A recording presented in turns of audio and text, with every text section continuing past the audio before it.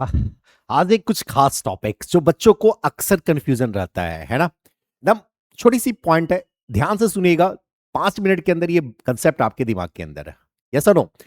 ये बात करते हैं क्रोमोजोम्स के ऊपर। क्रोमोजोम्स से पहले छोटी सी बात करते हैं, वो क्या है ध्यान से समझेंगे।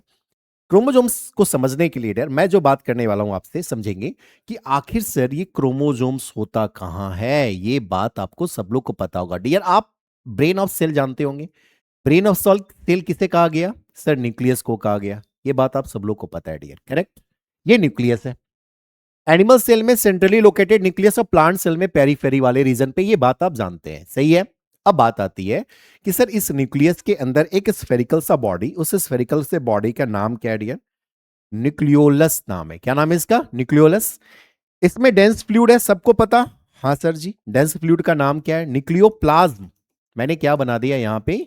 ये न्यूक्लियोप्लाज्म में डेंस फ्लूइड है। क्या ये डेंस फ्लूइड? इस फ्लूइड का नाम क्या मैंने कह दिया? न्यूक्लियोप्लाज्म कहा। क्या कहा? न्यूक्लियोप्लाज्म। और इस न्यूक्लियोप्लाज्म में डियर एक फाइन थ्रेड लाइक स्ट्रक्चर होती है जिसे हम क्या बोलते हैं? सबको पता है, कमेंट सेक्शन में जरूर बताइएगा। Chromatin fibre. Correct, correct. यहां तक समझ में आई बात। अब बात मैं करता हूं कि सर ये क्रोमोजोम्स कब, ये क्रोमेटिन फाइबर क्या करेंगे डियर? इसका नाम क्या है? मैं क्या लिख दूं इस क्रोमेटिन फाइबर का नाम? मैं क्या लिख दूं? यहां लिख दूं यहां पे। इसे क्या बोलते हैं हम लोग? क्रोमैटिन फाइबर बोलते हैं। क्या बोलते हैं? क्रोमैटिन फाइबर मेरे डियर, करेक्ट। यही क्रोमैटिन फाइबर जो थ्रेड लाइक स्ट्रक्चर है वो क्या कर गया? कंडेंस कर गया। क्या कर गया? कंडेंस। और कंडेंस करके क्या बन गए? क्या बन गया डियर? ये कंडेंस करके बन गए हमारे क्या? क्रोमोजोम।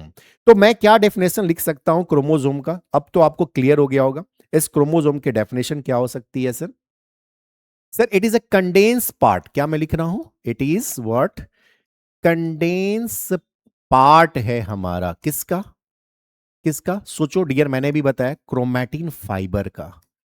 क्रोमैटिन फाइबर, सही है। तो मैंने क्या कहा? It is a what? Condense part of what? Chromatin fibre which formed during cell division. ये बात इंपॉर्टेंट है, बिना इसको बोले क्या होगा? अधूरा हो जाएगा। विच फॉर्म्ड ड्यूरिंग कब?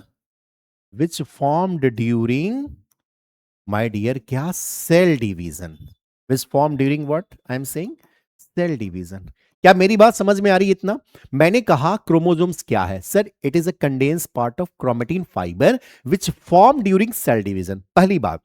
जैसे क्रोमोसोम्स का डेफिनेशन आपको क्लियर हो जाता है, अब इसमें आपसे पूछा जाएगा कि बताओ मेरे डियर इस क्रोमोसोम्स में कितने हमारे पार्ट्स हैं? किस चीज के बने हैं? ये डीएनए है और दूसरा हमारा क्या है? हिस्टोन प्रोटीन है। क्या है? Histone protein. क्या आप सब लोग को पता है डियर कि डीएनए की परसेंटेज कितनी होती है? कोई बता सकते हैं? मैं कमेंट सेक्शन में जरूर बताइएगा। इस डीएनए की परसेंटेज होती है डियर कितना? मैं बता दूं 40% आपका डीएनए होता है, करेक्ट। और हिस्टोन प्रोटीन की परसेंटेज कितनी है? 70%, करेक्ट। ये बात समझ में इतना आ गया? आगे सुनिएगा ध्यान से। जब आप सेंट्रल डॉगमा के ऊपर जाएंगे, molecular basis of inheritance chapter के अंदर, correct. Central dogma, central dogma में आपको बताया गया है डियर कि जब डीएनए वापस अपनी कॉपी बनाता है, यानी डीएनए से जब डीएनए बनता है, तो इस डीएनए से डीएनए को बनने को क्या बोलते हैं डियर?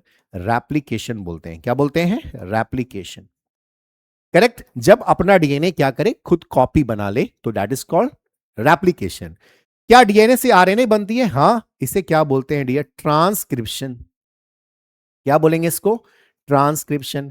क्या ये पॉसिबिलिटी है आरएनए से डीएनए बनने का? हाँ है। जब आरएनए से डीएनए बनता है तो इसे हम लोग क्या बोलते हैं? Reverse transcription. क्या बोलेंगे? Reverse transcription. और इस आरएनए से बनता क्या है डियर? प्रोटीन। क्या बनता है डियर? प्रोटीन। तो इस प्रोटीन को बनने को, मैंने प्रोटीन लिखा है, इस प्रोटीन को बनने को मैंने क्या कहा सर? इसे बोलते हैं ट्रांसलेशन। क्या बोलते हैं इसको? Translation, correct. क्या मेरी बात समझ में आ गई? तो डीएनए से डीएनए का बनना रेप्लिकेशन, फिर इसके बाद आरएनए से डीएनए बनना रिवर्स ट्रांसक्रिप्शन, आरएनए